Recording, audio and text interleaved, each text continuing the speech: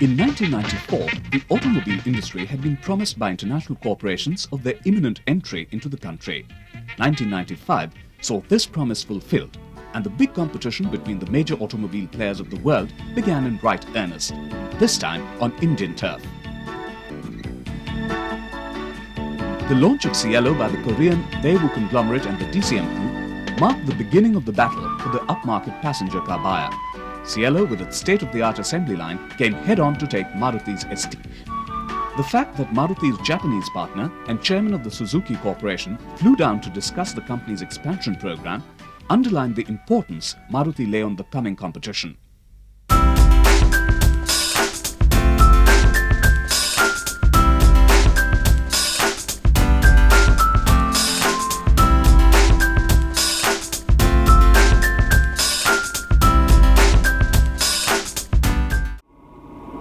While other car majors planned for the debut of their international models, it was the launch of the luxury car Mercedes-Benz, who have a collaboration with the House of Tatas that could be termed as the launch of the year. We're talking of 10,000 cars in the Indian market out of a total quantum of 600,000 to a million.